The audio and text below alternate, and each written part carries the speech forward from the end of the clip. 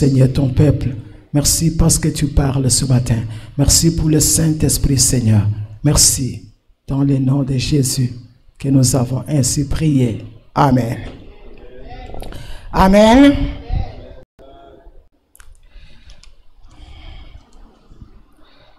Ce matin, nous allons continuer.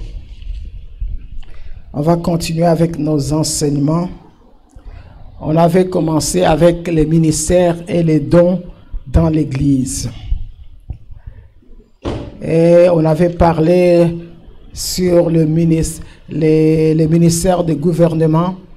Alors là, on avait commencé les 9 dons qui sont dans les livres des Corinthiens. Ce n'est pas les seuls dons qu'on a. On va encore continuer à parler sur les dons. Il y en a beaucoup. Et on avait classé ces 9 dons en 3 parties. En 3 parties très importantes. On avait parlé des dons de puissance. Les dons de puissance, il y avait la guérison, le miracle, il y avait les dons de foi. On a parlé des dons de révélation. J'aimerais attirer votre attention dans les dons de révélation. Il y a une petite erreur qui s'était glissée. J'avais commis une erreur dans les dons de révélation parce que les dons de révélation, il y a la parole de connaissance, la parole de sagesse, il y a les discernements des esprits. Les dons de discernement, moi j'avais mis la prophétie à la place des discernements des esprits. Parce que la prophétie fait partie des dons des langues. Et aujourd'hui, on va parler des dons des langues. On va parler des dons des langues. Des dons des langues, il y en a aussi 3. Il y a les dons des langues. Il y a les dons des langues. Il y a l'interprétation des langues. Il y a aussi la prophétie. Mais à la place de la prophétie, on va parler des discernements des esprits. Les discernements des esprits qui fait partie des dons de révélation. Amen. On va aller dans les livres des Corinthiens. 1 Corinthiens chapitre 12. On va lire tous les versets qu'on devait lire. On va lire 1 Corinthiens chapitre 10. Et puis on lit 1 Corinthiens chapitre 14. On va lire les versets 5 à 6. Et puis on lit 21 à 23. Et puis on va aller dans Actes des Apôtres pour lire Actes chapitre 2, les versets 4. Et puis on lira des 8 jusqu'à 11. Nous lisons la parole de Dieu.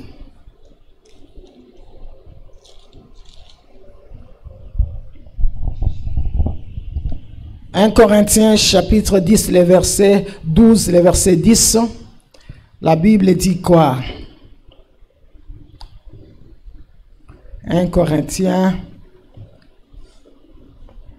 la Bible dit à un autre le don d'opérer des miracles, un autre la prophétie, un autre le discernement des esprits, un autre la diversité des langues, à un autre l'interprétation des langues. Chapitre 14, je commence au verset 1. Recherchez l'amour, aspirez aussi aux dons spirituels, mais surtout à celui des prophéties. En effet, celui qui parle en langue ne parle pas aux hommes, mais à Dieu, car personne ne les comprend. Et c'est un esprit qu'il dit des mystères. Celui qui prophétise, au contraire, parle aux hommes, les édifie, les exhorte, les console. Celui qui parle en langue s'édifie lui-même. Celui qui prophétise édifie l'Église. Je désire que vous parliez tous en langue, mais encore plus que vous prophétisez. Celui qui prophétise est plus grand que celui qui parle en langue, à moins que ces dernières n'interprètent pour que l'Église en reçoive l'édification. Et maintenant, frères, de quelle utilité vous serais-je si je venais à vous en parlant en langue, si je ne parle pas par révélation ou par connaissance ou par prophétie ou par doctrine. Le verset 21 à 23. La Bible nous dit quoi? Il est écrit dans la loi que c'est par des hommes d'une autre langue, par des lèvres étrangères, que je parlerai à ce peuple, et ils ne m'écouteront pas même, ainsi dit le Seigneur. Par conséquent, les langues sont un signe, non pour les croyants, mais pour les non-croyants. La prophétie, au contraire, c'est un signe, non pour les non-croyants, mais pour les croyants. Et si donc, dans une assemblée de l'Église entière, tous se parlent en langue, et qu'il entre des simples auditeurs ou des non-croyants, ne diront-ils pas que vous êtes fous? Mais si tous prophétisent et qu'il entre un non-croyant ou un simple auditeur, il est convaincu par tous, il est jugé par tous, le secret de son cœur sont dévoilés, de telle sorte que tombant sur face, il adore Dieu et publiera que Dieu est réellement au milieu de vous. Actes des apôtres, Actes chapitre 2. On va lire Actes chapitre 2. La Bible dit, au jour de la Pentecôte, ils étaient tous ensemble dans le même lieu. Et tout à coup, il vint du ciel un bruit comme celui d'un vent impétueux. Il remplit toute la maison où ils étaient. Il remplit toute la maison où ils étaient assis. Des langues semblables à des langues de feu leur apparurent séparées les uns les autres et se posèrent sur chacun d'eux. Ils furent tous remplis du Saint-Esprit et ils se mirent à parler en d'autres langues, selon que l'Esprit leur donnait de s'exprimer. Or, il y avait en ce jour à Jérusalem des Juifs, hommes pieds de toutes les nations qui sont sous le ciel. Au bruit qui eut lieu, la multitude accourut. Elle fut confondue parce que chacun les entendait parler dans sa propre langue. Ils étaient tous dans l'étonnement et la surprise. Ils disaient les uns aux autres, voici ces gens qui parlent, ne sont-ils pas tous Galiléens? Et comment les entendons-nous dans notre propre langue, à chacun dans notre langue maternelle? Pathès, Médès, Élamite, ceux qui habitaient la Mésopotamie, la Judée, la Cappadoce, les ponts de l'Asie, la Phrygie, la Pamphylie, l'Égypte, les territoires de la Libye voisine de Cyrène, et de ceux qui sont venus de Rome, juifs, prosélytes, crétois, arabes, comment les entendons-nous parler dans nos langues les merveilles de Dieu? On s'arrête là. Et nous allons commencer, comme je disais, il y a 3 dons dans les dons des langues. Il y avait les langues, on dit les langues. Les langues, il y a les langues, il y a l'interprétation des langues, il y a aussi la prophétie. Mais comme moi j'avais commis l'erreur, j'avais parlé, mais la prophétie dans les dons de révélation, on va parler des dons d'interprétation, non, des discernements des esprits. Parce que le discernement des esprits fait partie des dons de révélation. Mais bien aimés, si nous revenons encore dans ce que nous avons déjà parlé, je pense que c'est très important de connaître ces choses.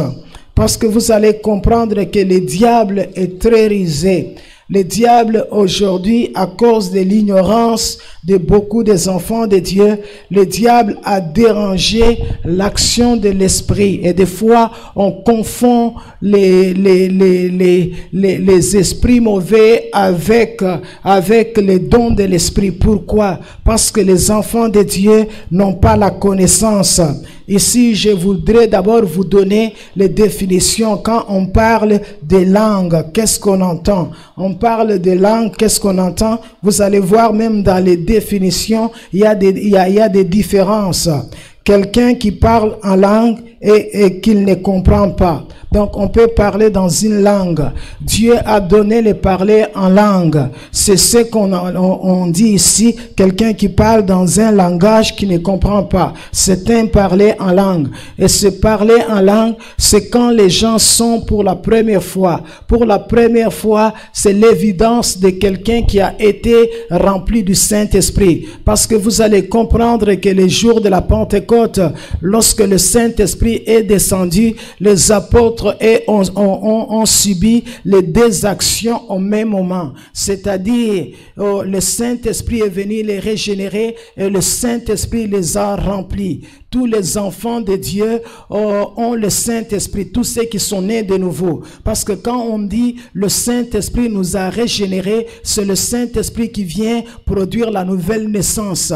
C'est le Saint-Esprit qui vient nous donner la vie de Dieu. Mais tous les enfants de Dieu ne sont pas automatiquement remplis du Saint-Esprit. Pour que nous soyons remplis du Saint-Esprit, il faut étudier la parole de Dieu. Il faut passer du temps dans la méditation. Il faut passer le temps dans les prières. Il faut obéir à la parole de Dieu. Et notre définition, on parle quelqu'un qui parle par l'esprit un langage qu'il n'a pas appris auparavant. Écoutez, ça aussi c'est très important. Ça fait partie des langues. Parce que les jours de la Pentecôte, c'est ce qui était arrivé. Suivez-moi très bien. Ça c'est très important. Dieu peut utiliser quelqu'un. Je vais vous donner un exemple. Par exemple, prenons un Africain qui ne parle pas le créole. Et il va en Haïti. Alors Dieu sait qu'il peut convaincre les Haïtiens en leur parlant en créole. C'est pourquoi le Saint-Esprit peut saisir quelqu'un. Il saisit quelqu'un, il commence à donner un message en créole. C'est la langue qu'il n'avait jamais appris auparavant. Et c'est ce qui s'est passé les jours de la Pentecôte. Il commence à parler en créole, en créole, en créole, en créole. Et les gens sont convaincus. Et lorsque le Saint-Esprit arrête, on demande à la personne, est-ce que tu connais le créole? La personne ne connaît pas le créole. C'est une langue qu'il n'a jamais appris. Mais le Saint-Esprit a voulu parler aux Haïtiens, les convaincant que c'est Dieu qui parle. Tu peux être un Canadien, tu vas en Inde. Tu n'as jamais parlé le dialecte de l'Inde. Et le Saint-Esprit te saisit, il commence à parler aux Indiens dans cette langue-là que toi tu n'avais jamais appris auparavant. On parle, une autre définition, on dit parler selon une manifestation surnaturelle qui est interprétée par la même personne ou par quelqu'un d'autre. Ça c'est très important parce qu'il y a une différence. Il y a une différence entre les parler en langue et les dons de langue. Vous savez, quand on dit que quelqu'un est saisi par le Saint-Esprit, donc il parle une manifestation surnaturelle. La personne donne des messages en langue. Il donne des messages en langue. Quand il donne des messages en langue, la personne peut interpréter ces messages-là. Parce que c'est comme si c'est un message qui vient de Dieu, mais le Seigneur le donne d'abord en langue. Et ça ne pourra pas seulement être interprété par la même personne, mais quelqu'un d'autre aussi. Quelqu'un peut avoir les dons de langue, il donne un message en langue, mais Dieu donne l'interprétation. Quelqu'un, un frère ou une sœur, à part la personne qui a donné ce message, il se met debout, il commence à interpréter dans les langues courantes, les langues que l'auditoire est capable d'écouter. Amen. On parle aussi, parler dans une langue non apprise auparavant, on a déjà dit, qui est comprise par les auditeurs. Oui, on parlait un langage céleste comme un signe évidence de la plénitude du Saint-Esprit pour l'édification personnelle, comme je vous disais. Nous devons faire attention. Parce que toutes les langues ne sont pas interprétées. C'est-à-dire, quand je parle en langue, je suis en train de prier. Je suis en train de m'édifier personnellement. On n'attend pas que moi, je commence à interpréter cette langue. Non. Parce que le parler en langue a été donné pour la prière. Mais lorsqu'on parle d'interpréter, quand on parle d'interpréter, c'est-à-dire, c'est un message qu'on donne en langue et l'auditeur ne sait pas ce que tu dis en langue. Et c'est comme ça que Paul est en train de dire aux Corinthiens, de quelle utilité vous serais-je? Aussi je viens chez vous, aussi je vous parlais en langue, aussi vous ne comprenez pas, aussi je ne vous parle pas, il dit par révélation ou par connaissance.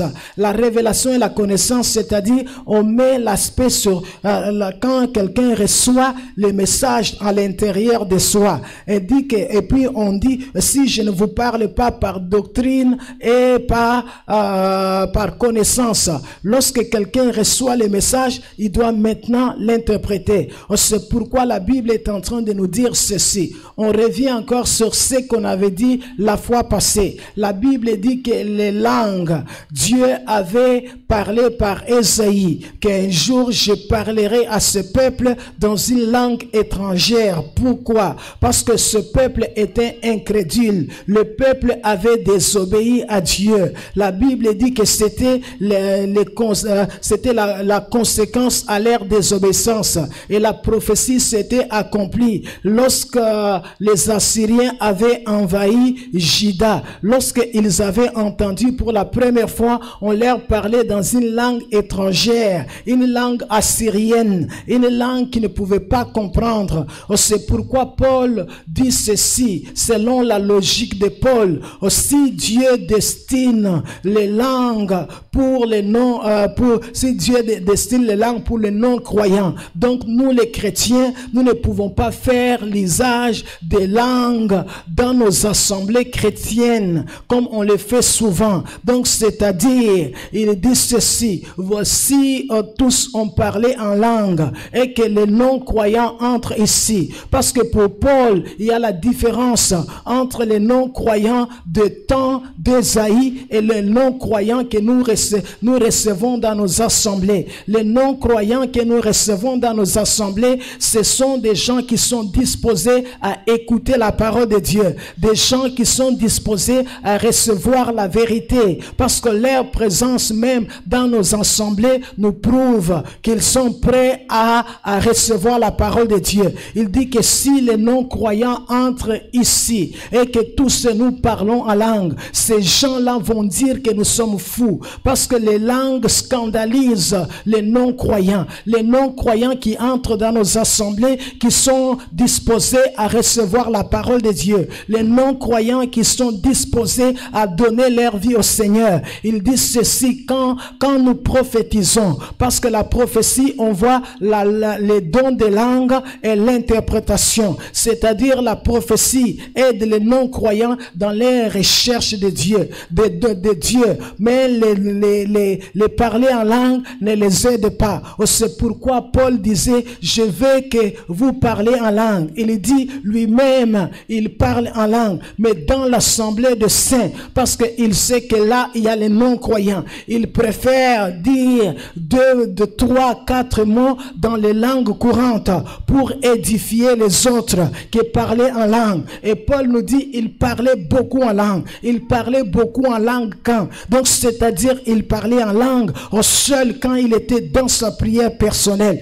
Il parlait en langue à voix basse pour que les non-croyants ne l'écoutent pas. Parce que les non-croyants qui viennent dans nos assemblées, ils sont disposés à écouter la parole de Dieu. C'est pourquoi le saint que nous sommes, l'assemblée chrétienne, nous devons les aider. Et la Bible nous dit quoi? La Bible nous dit quoi? L'esprit de prophète est soumis au prophète. Donc, c'est-à-dire un chrétien. Comme vous me voyez ici, je peux parler en langue. Et quand je ne vais pas, j'arrête ma langue. Ça, c'est très important. Je vais parler aux enfants de Dieu. Vous savez, des fois, le diable pense qu'il nous a mis par terre. Mais il a mis les armes dans les mains de Dieu. Dans les mains de Dieu pour nous apprendre. Pour que nous puissions apprendre des vérités qu'on devait apprendre seulement lorsqu'on était par terre. Oui, j'avais appris avec le temps. Vous savez, c'est pourquoi on a besoin des dons, on a besoin de discernement des esprits. On a besoin des dons d'interprétation des langues. Parce que toutes les langues que nous entendons dans des églises aujourd'hui, ce ne sont pas les langues qui viennent du Saint-Esprit. Pourquoi? Je vais vous en donner quelques raisons.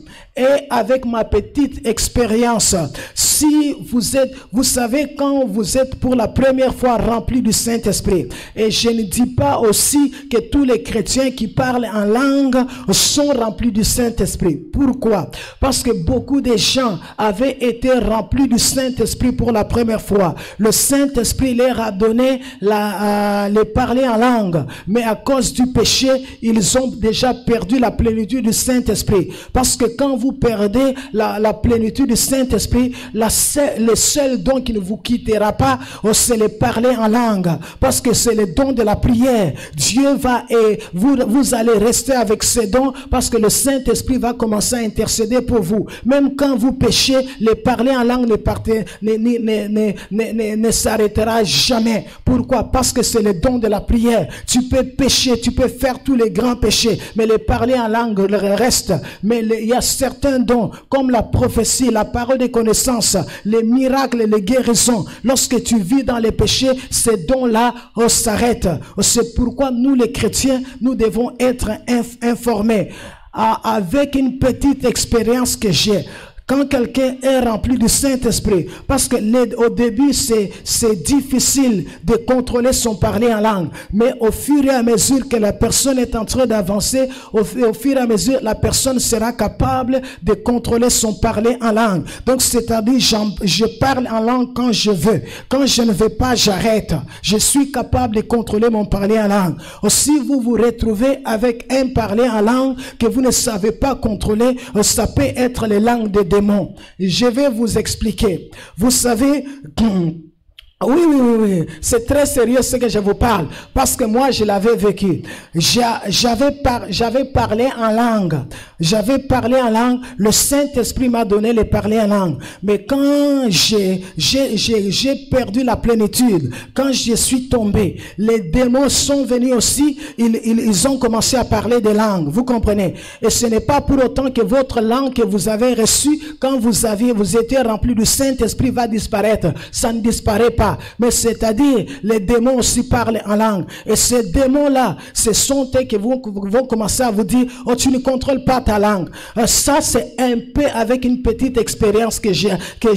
Le Satan pensait qu'il m'avait mis par terre. Mais Dieu m'a enseigné pendant que j'étais là. Et ça prend la délivrance. Ça prend la délivrance pour que ces esprits-là, les démons qui sont venus amener la confusion entre les parler en langue que vous avez et les parler en langue du Saint-Esprit et eux pour qu'ils puissent partir. Et quand un autre signe, vous savez, le Saint-Esprit est très organisé. Moi, je dis toujours aux gens, j'ai fait l'expérience de ça. Gloire à Dieu, je suis délivré pour que j'enseigne les enfants de Dieu. Quand on invoque, quand on chasse les démons, le Saint-Esprit ne se manifestera jamais pour commencer à parler en langue. Quand on chasse les démons et vous voyez quelqu'un qui commence à parler en langue, non, ça c'est les démons qui parlent. Oui, c'est vrai. J'en ai fait l'expérience moi-même. Un jour, j'ai prié pour quelqu'un quelque part. Pendant que j'étais en train de prier pour lui,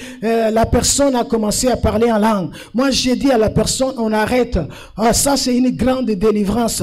Je dois aller la faire quelque part, là où ça ne va pas faire beaucoup de bruit. Parce que quand on invoque le Saint-Esprit descend. Mais quand on chasse les démons, le Saint-Esprit ne parlait pas en langue. Mais la personne, je pense qu'elle n'était pas bien convaincue.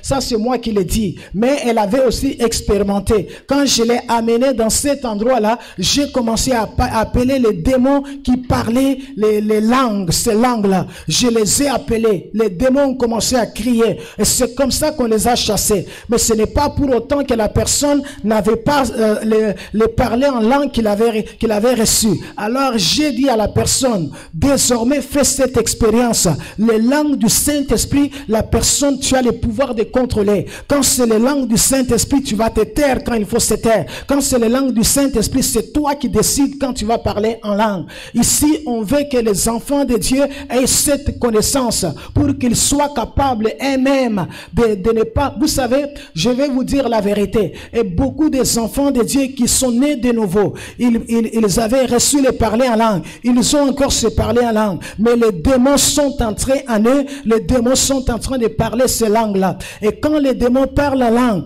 quand quelqu'un a les dons d'interprétation, ce sont des blasphèmes qu'ils sont en train de dire. Ils sont en train de dire des choses horribles contre Dieu. C'est pourquoi c'est toujours préférable que les enfants de Dieu gardent leur délivrance. Parce que quand tu ne gardes pas la délivrance, même si tu as ton parler en langue, ces esprits-là peuvent entrer, ils vont commencer à parler des langues. Imaginez-vous, je vous donne un exemple. Même si toi tu ne comprends pas, imagine-toi si tu parlais en langue et les démons sont en train d'insulter Jésus. Tu vois qu'est-ce que ça ferait? Amen. C'est pourquoi dans ce domaine-là, on ne va pas jouer. Amen. On va respecter la parole de Dieu. On va respecter la parole de Dieu, c'est-à-dire quand on est dans l'assemblée de saints, quand l'assemblée de saints, parce que vous savez, j'étais en train de penser, j'ai dit, mais Paul dit ceci, Paul dit, ne parlez pas en langue lorsqu'il y a des non-croyants. C'est vrai, il y a des non-croyants. C'est comme on a dit, ne volez pas. Quand nous allions contre cette parole, c'est comme si nous désobéissons à Dieu. Donc, c'est-à-dire, on ne dit pas que tu dois... Non, c'est-à-dire, tu peux parler en langue sans que personne ne t'écoute. Si tu t'éloignes, tu es à voix basse, tu parles en langue, personne ne t'écoute, gloire à Dieu, parce que personne ne t'a pas écouté. Pour Paul est en train de dire, c'est pour que les auditeurs qui écoutent, ceux qui ne comprennent pas cette langue, ils vont penser que vous êtes de quoi? Vous êtes des fous. C'est pourquoi dans l'assemblée, quand quelqu'un parle en langue, et je lisais même,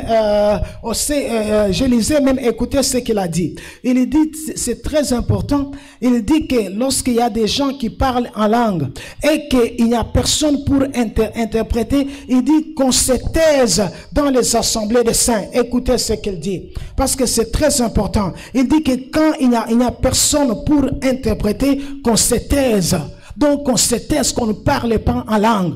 Mais bien aimé, la maturité, les chrétiens matures contrôlent les langues. Donc maintenant là, on peut me dire, c'est pourquoi il y a même des gens, il y a même des pasteurs qui disaient des fois à leurs fidèles, ceux qui parlent en langue, mettez-nous debout, nous allons intercéder. Oui, le Saint-Esprit peut nous demander un moment, en regardant autour de nous, et dit intercéder en langue. On l'intercède parce qu'on a obéi au Saint-Esprit qui nous l'a demandé là. Vous comprenez un peu? Mais c'est-à-dire que tout ce qu'on veut mettre là en face, on peut contrôler notre parler en langue. Si le parler en langue n'est pas contrôlé, ça peut être un parler en langue, ça peut être des démons qui parlent en langue. Et quand les démons parlent en langue, tu vois, comme tu ouvres des portes, c'est ta bouche qui parle, même si toi tu ne comprends pas ce que les démons sont en train de dire. Et la Bible nous dit quoi? Les jours de la Pentecôte, lorsque le Saint-Esprit est descendu, ils n'ont pas seulement reçu les parler en langue, ils ont reçu aussi, c'est-à-dire c'était un miracle pour eux, les réelles langues étrangères, parce que lorsqu'ils ont commencé à parler en langue, on dit que les Juifs du monde entier les entendaient. Donc c'est-à-dire Dieu peut te donner aussi ce don. Tu t'en vas peut-être en Afrique, parce que toi tu es haïtien, haïtienne, tu parles aux Africains dans leur langue. Tu peux être québécois, tu parles aux Assyriens dans leur langue. Et la Bible dit que c'est comme ça que le jour de la Pentecôte, tous les Juifs du monde entier qui étaient là, ils les entendaient parler dans leur langue maternelle. Ils ont dit, mais ces hommes ne sont pas tous galiléens. Qu'est-ce qui se passe? Pourquoi ils nous parlent? Nous les entendons dire les merveilles de Dieu dans notre propre langue maternelle. Amen. Amen. Amen. On va aller au deuxième don. Les dons d'interprétation des langues. Les dons d'interprétation des langues. Les dons d'interprétation des langues. Nous allons lire là où on était. On va lire dans 1 Corinthiens chapitre 14, les versets 6 à 14, et puis 27 et 28. On va lire aussi Actes 10, 46. On est toujours dans Corinthiens. Écoutez. Corinthiens chapitre 14, les versets 6.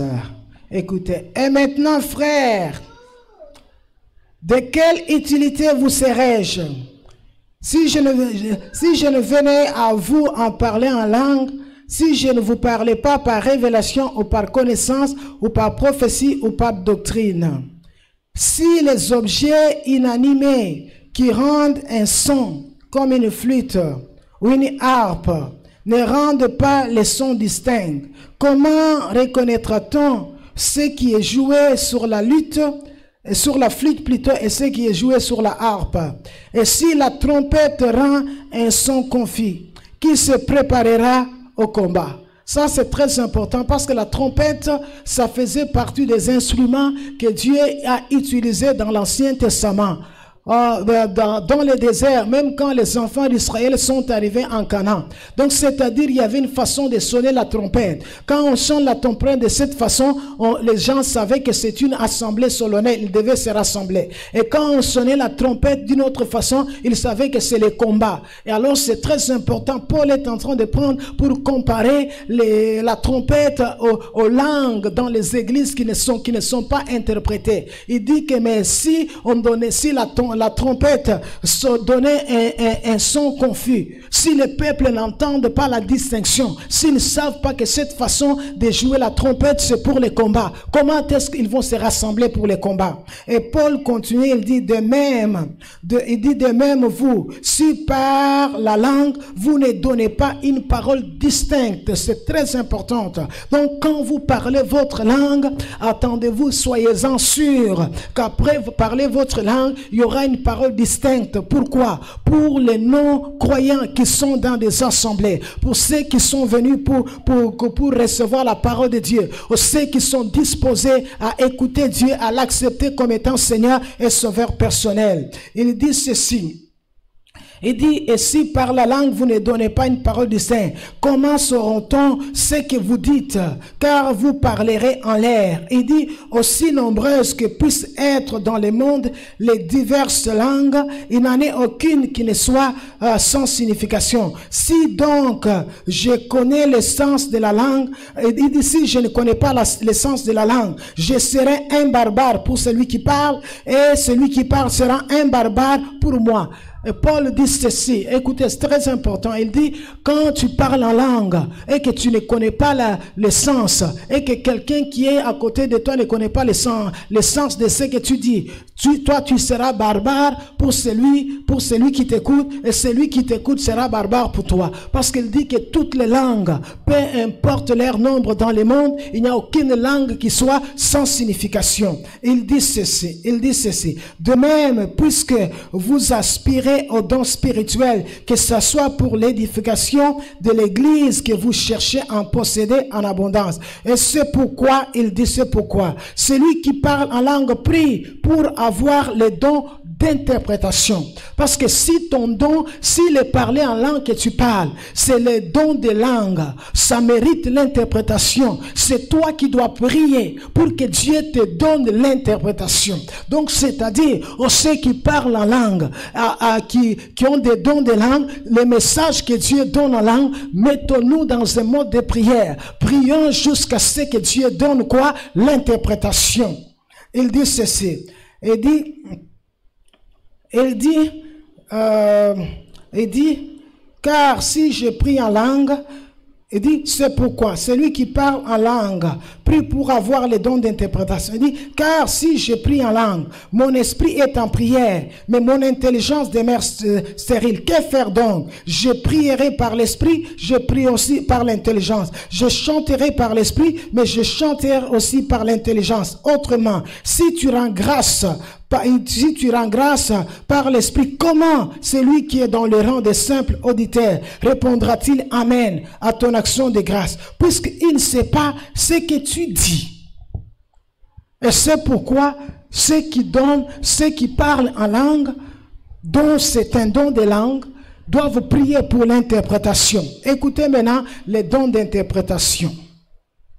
Lorsqu'on parle des dons d'interprétation, les dons d'interprétation des langues, c'est une faculté surnaturelle qui consiste à rendre clairs les messages prononcés dans une langue inconnue.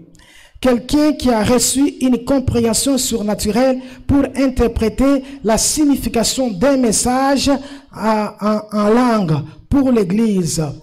On dit interpréter la signification d'un message donné par les dons de langue dans une congrégation. Donc tu as les dons de langue, tu reçois les messages en langue et on a besoin des dons d'interprétation. C'est ce que la Bible nous dit dans les Actes des Apôtres. La Bible dit que lorsque Pierre plutôt est allé chez Corneille, Actes chapitre 10.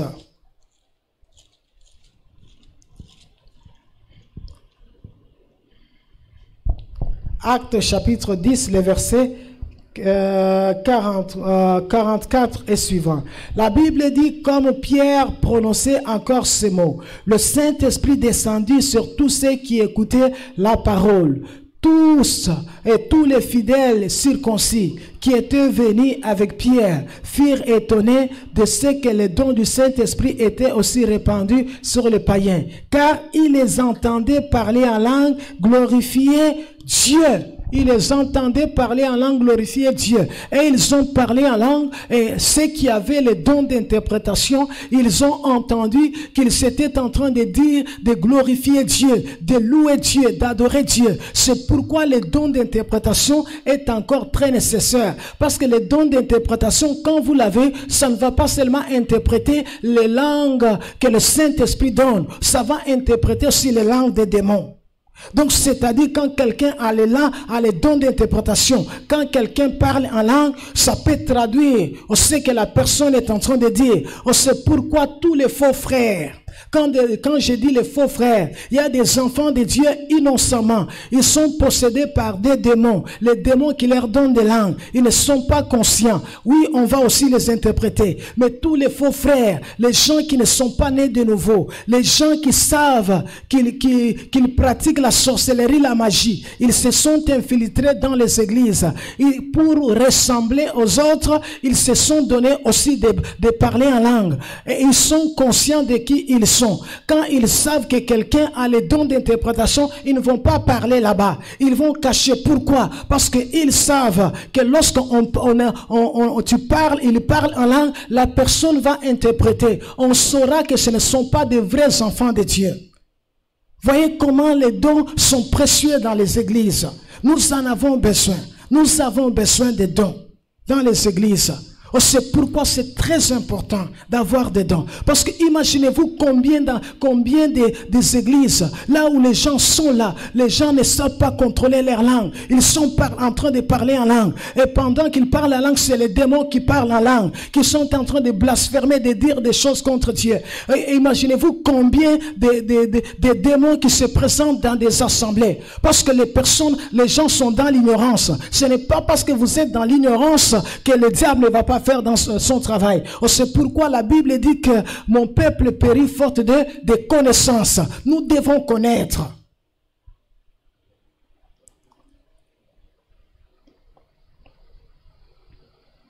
Amen. Alors, on va parler les dons de discernement des esprits. Comme je vous disais, je m'étais trompé, le discernement des esprits, ça fait partie des dons de révélation. Ça fait partie des dons de révélation. C'est la prophétie qui devait être ici. On avait déjà parlé de la prophétie. Les dons de discernement des esprits. Les dons de discernement des esprits, c'est une faculté surnaturelle qui permet de différencier l'esprit de Dieu, l'esprit humain et d'éventuels esprits démoniaques. Dans d'éventuels esprits démoniaques présents dans une personne. Quelqu'un qui reconnaît quel est l'esprit divin, démoniaque ou humain qui produit une certaine manifestation ou activité. Les dons de discernement des esprits, c'est la capacité surnaturelle de juger avec exactitude ce qui est de l'esprit de Dieu, ce qui ne l'est pas. Avoir reçu un esprit sensible qui distingue la vérité de l'erreur. Connaître la source spirituelle qui est derrière quelqu'un ou quelque chose. J'aimerais vous dire quelque chose. Retournez un peu en arrière. Comme je disais, oui, Satan, des fois, il pense qu'il met par terre, mais il permet à Dieu de nous enseigner. Vous savez, la caractéristique du Saint-Esprit. Si quelqu'un est rempli du Saint-Esprit. Moi, je disais un jour, j'ai prié. J'ai dit à Dieu, le Saint-Esprit qui me bouge seulement sans me donner les caractères, les qualités de l'Esprit, je les refuse. Le Saint-Esprit qui me bouge sans me donner la soif de la prière, je le refuse. Le Saint-Esprit qui me bouge sans me donner la soif des Écritures, je le refuse. Parce qu'il y a ce qu'on appelle les esprits séducteurs. Le diable, la Bible dit, il se déguise en l'ange de lumière. Le diable sait que beaucoup des enfants de Dieu commettent des erreurs. Ils veulent sentir le Saint-Esprit en eux. Ils veulent sentir le Saint-Esprit. Ils veulent bouger pour savoir. Parce que c'est notre chair. Parce que notre chair, l'homme est tellement orgueilleux, il veut avoir quelque chose de tout à fait particulier. Pourtant, on peut être rempli du Saint-Esprit sans bouger. Mais on voit la sainteté dans la vie de quelqu'un. On voit la soif de la prière. On voit la révélation. On voit les miracles. On voit les guérisons. Parce que ces choses ne peuvent pas s'opérer si quelqu'un n'est pas rempli du Saint-Esprit. Un jour, j'ai dit à Dieu, le Saint-Esprit qui me bouge, sans me donner les caractères chrétiens, je le refuse. Le Saint-Esprit qui me bouge, sans me donner la soif de la prière, je le refuse. Parce que ce sont des esprits séducteurs. Ce sont ces catégories-là de démons qui se font passer comme le Saint-Esprit. Ils peuvent être dans quelqu'un, ils lui donnent de parler en langue, ils les bougent en tout moment. Comme disait quelqu'un, comment quelqu'un qui est rempli du Saint-Esprit? Il dit quelqu'un qui est rempli du Saint-Esprit. Pendant qu'on était en train de prier tout le monde, il faisait trop du bruit, il parlait trop en langue, Et puis quand on termine, la même personne qui était remplie du Saint-Esprit, on prêche la parole, il dort. Ça, c'est quelle plénitude du Saint-Esprit? Ça c'est bizarre. Parce que quelqu'un qui est rempli du Saint-Esprit, il va rester éveillé pour écouter la parole de Dieu. Moi, je me rappelle même un pasteur un jour, avant que même Dieu ne me parle, il est venu dans l'église. Et vous allez vous rappeler ce qui était là où on était sur Paris, ils peuvent se souvenir. C'est pas, moi, Dieu ne m'avait jamais parlé sur la sœur en question. Elle modérait. Et la sœur était devant. La sœur était en train de modérer. Elle était en train de modérer. Elle modérait. Et quand la sœur a terminé de modérer, c'est le pasteur qu'on avait invité. Le pasteur a commencé à prêcher. Et la sœur, elle avait un esprit là bizarre. Elle pouvait déranger tout ce qui était autour d'elle. Elle leur parlait. Pendant que le pasteur était en train de prêcher. Et pendant qu'on a terminé la prière, le pasteur m'a dit, pasteur, tu t'es trompé sur la sœur là. En tout cas, la sœur là, elle doit être dans la sorcellerie. Ça, c'était les mots qu'elle avait, les mots que le pasteur avait utilisés. Elle n'avait pas tort. Vous savez, donc c'est-à-dire, il y a certaines caractéristiques. Quand des gens sont remplis du Saint-Esprit, ils sont assoiffés de la parole de Dieu. Ils écoutent la parole de Dieu. Que les moments de la parole, ils les respectent. Et un jour, j'ai prié pour que Dieu me confirme. Et Dieu m'a confirmé de cette sœur-là. Mais moi, je l'avais déjà mis à la modération. Vous comprenez un peu? Donc vous devez faire attention avec votre plénitude du Saint-Esprit. Il faudra que vous donnez des caractéristiques aux gens qui prouvent réellement que ce qui vous bouge ou ce qui vous fait parler en langue, c'est vraiment le vrai Saint-Esprit. Parce que les esprits séducteurs, il y en a. Moi, j'en ai chassé pendant des délivrances. Ok? Les dons de discernement des esprits. C'est très important. Parce que le discernement des esprits, c'est une faculté surnaturelle qui permet de différencier ce qui est de l'esprit de Dieu, esprit humain et d'éventuels démons. Qui reconnaît l'esprit qui est, quel esprit qui divin, démoniaque ou humain qui produit une certaine manifestation ou activité. Prenons Actes, chapitre 16.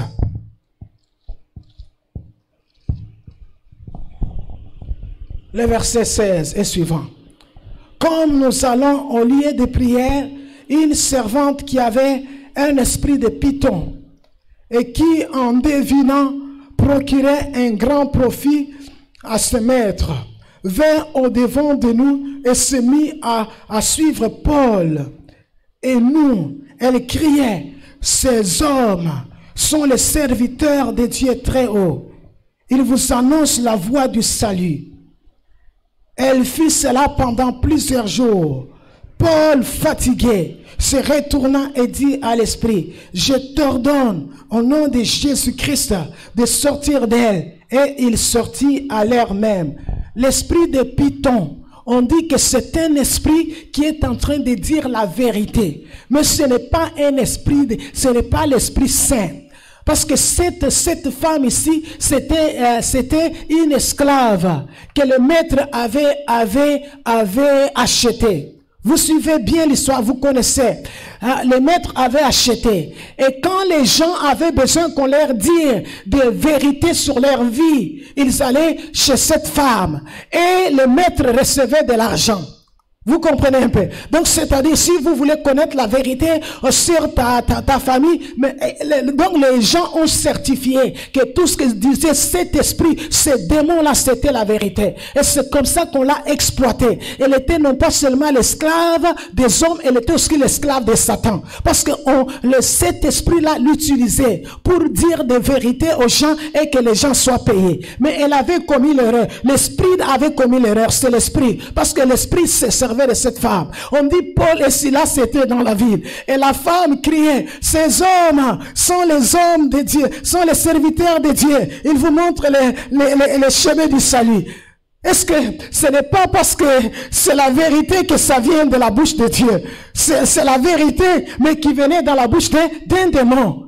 La vérité inspirée par un démon. On n'a pas besoin de la vérité qui vient de la bouche de Satan. Tu peux me dire n'importe quoi. Oh, il m'a dit la vérité. Oh, ce devin-là, il m'a dit la vérité. Mais ce sont des esprits mauvais. Ce sont des esprits mauvais. Comme Satan ne fait rien pour rien, c'est-à-dire on te dit la vérité, on te frappe la malédiction. Beaucoup de chrétiens aujourd'hui, à cause de manque de l'instabilité, ils sont le matin à l'église et le soir ils sont chez les devins, ils sont en train de se faire lire la main. Oh, on m'a dit, je voyais un jour, vous savez, on dit, c'est un devin.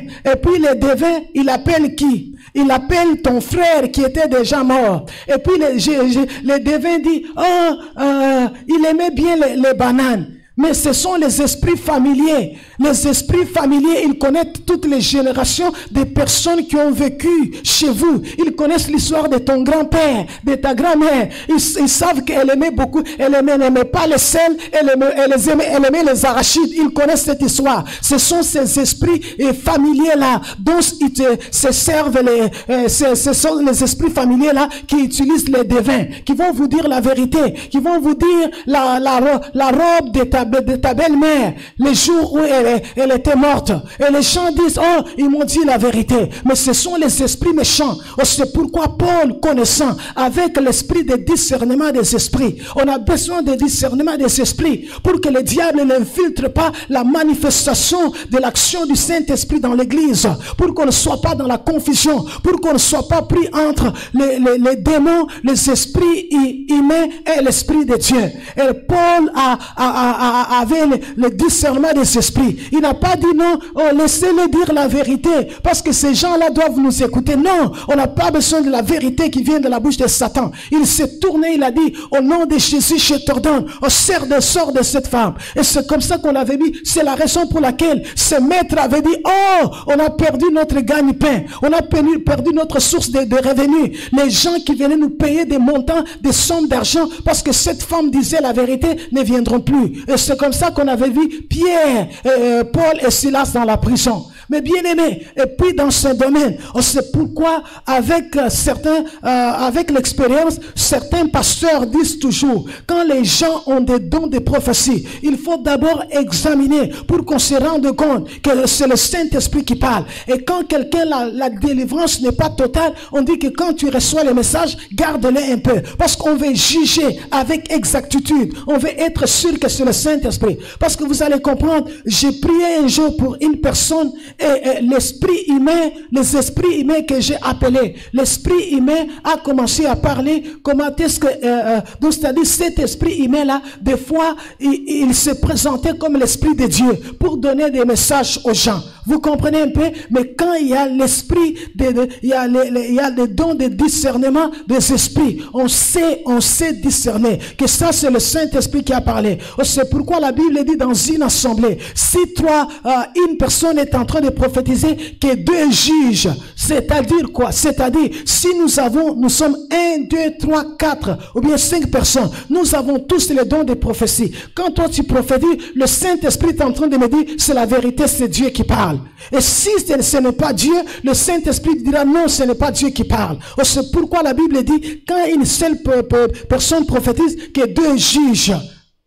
Amen. Le don d'interprétation est le don de discernement des esprits est très important parce que nous devons discerner le diable. La Bible dit que si ses serviteurs peuvent se déguiser en apôtres de lumière, les Satan aussi se déguisent en l'ange de lumière. Il y a même beaucoup des enfants de Dieu, ils sont innocents. C'est parce qu'ils sont possédés par ces esprits. Ils sont possédés par les esprits de fausses prophéties. Ils sont possédés par des démons qui se font passer pour l'Esprit de Dieu. Et c'est pourquoi des fois ça prend la délivrance, parce que si vous ne les délivrez pas, c'est la confusion totale. Mais gloire soit rendue à Dieu. Dieu veut que nous puissions connaître la vérité. Nous voulons la manifestation de l'Esprit, nous devons connaître aussi les dangers qui y guettent. Nous ne pouvons pas ignorer ça, parce que Satan n'est pas notre frère, ce n'est pas notre cousin.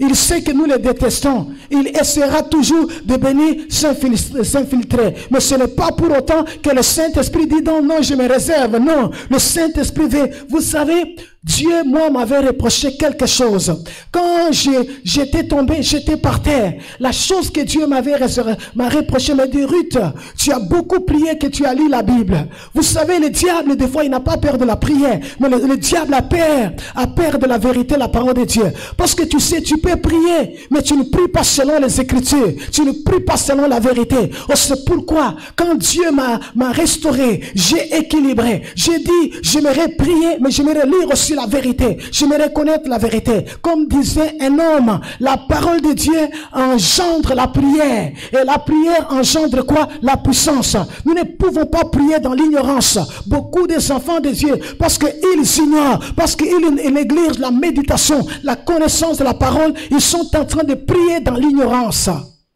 Mais le Saint-Esprit ce matin est présent. Le Saint-Esprit veut répandre le don. Le Saint-Esprit veut nous remplir. Le Saint-Esprit veut nous faire vivre la Pentecôte. Parce que depuis que le Saint-Esprit est descendu, il n'est pas remonté. Il est encore. Dieu veut que son église soit en feu. S'il y a des devins, s'il y a des gens avec des esprits de vaudou, il y a des esprits de python, Dieu veut que les chrétiens soient remplis du Saint-Esprit pour qu'on entende ainsi dire l'Éternel. Une église sans dimension prophétique, comme dit notre bien-aimé c'est une église qui ne fait pas peur à Satan. Mais lorsqu'il y a la dimension prophétique, lorsque Dieu est en train de parler, les mondes des ténèbres plient leurs bagages. Ils s'en aillent. Pourquoi? Parce qu'ils savent que là Dieu parle. Ça allons nous tenir debout.